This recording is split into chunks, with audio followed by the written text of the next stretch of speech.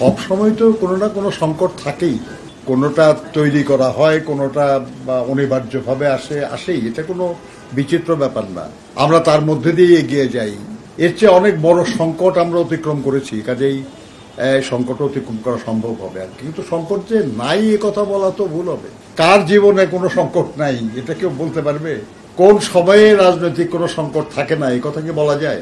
আছে তো সংকট কিছুটা। আপনি যেটা পিআর এর কথা বললেন, দেখেন আমাদের দেশে শুধু আপনি ভোটটা কিভাবে দিবেন, ব্যালট পেপারে দিবেন, ব্যালট পেপারে সিল মারবেন, না মেশিনে টিপ দিবেন ইভিএম, শুধু এই নিয়ে কত বছর ধরে আমরা আলোচনা করতেছি বলেন?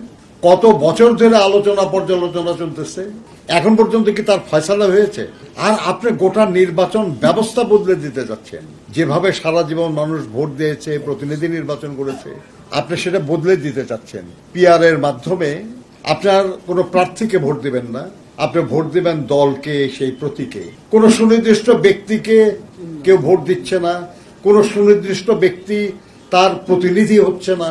যারা প্রতিনিধি হবে তাদের নির্ধারণ করবেন দল, জনগণ না।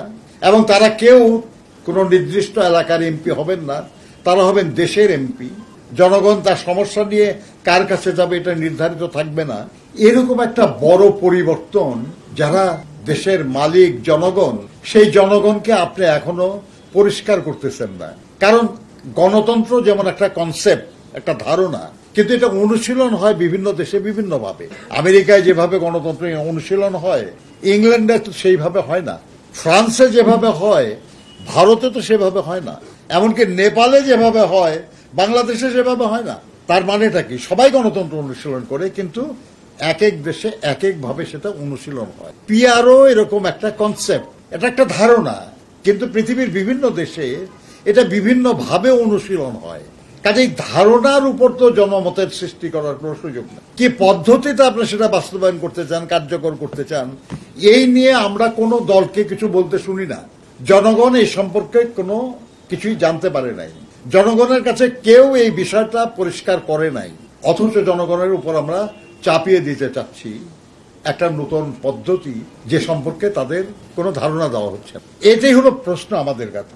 আপনার পিআর এর পক্ষে বা বিপক্ষে এটা বলার তো সময়ই আসে না এখনো, কারণ ব্যাপারটা তো আপনি পরিচ্ছন্নই করতেছেন না যে আপনি কি ধরনের একটা পদ্ধতি চান, যে পদ্ধতিতে নির্বাচন অনুষ্ঠিত হবে।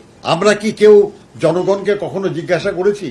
এই ঢাকার পাশে যান না আপনি, কেরানীগঞ্জ পার হয়ে ওখানে একজন লোককে বলেন যে আমরা এতদিন আপনি যেভাবে প্রতিনিধি নির্বাচন করছেন, আমরা সেইভাবে না, আমরা একটা নতুন পদ্ধতি চাচ্ছি, যাতে ভোটের মূল্য থাকবে, যাতে অংশগ্রহণ আনুপাতিক হারে হবে।